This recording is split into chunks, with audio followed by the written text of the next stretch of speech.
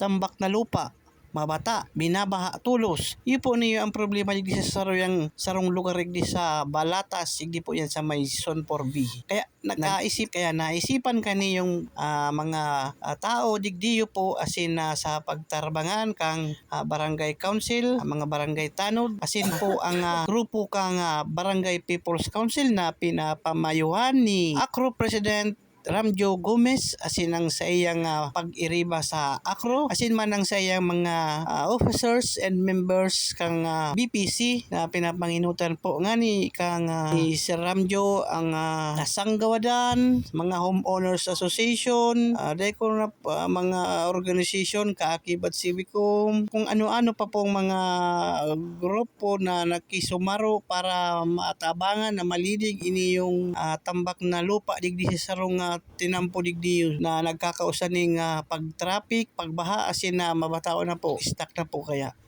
Asin sa mga pag-iriba kong tanod na daing sawa na sigi ang tabang magrabus kung sa insay na suna. Salamat man po sa nakakapot kang suna na ininisik na si Kagawad Juby Capistrano. Salamat po. Asin ang samuyang admin na si ex-Kagawad Balani and Kagawad Joey Gomez.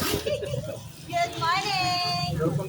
And sa supervise ng aming punong barangay na si Kapitan Birds Dihita.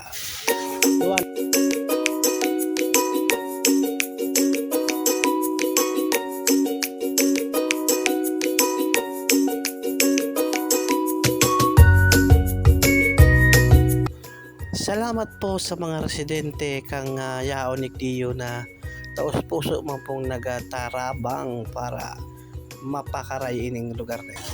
Salamat po sa inyo po. Big thank you.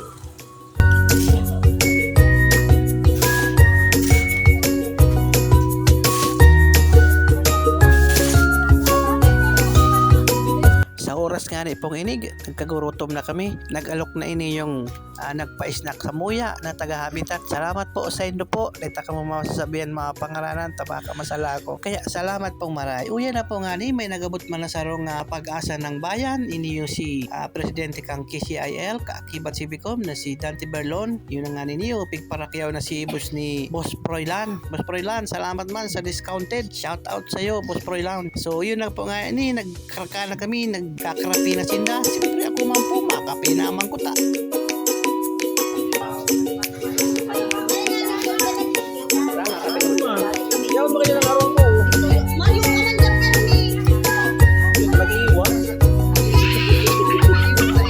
So yun na po nga na iniyo, makarakan kita tinapay ibo sa kamakapi-kapi abang padagos man si iban nag-ararabos.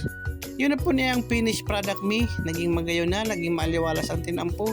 Salamat sa pagtatarabangan po. Salamat, God bless.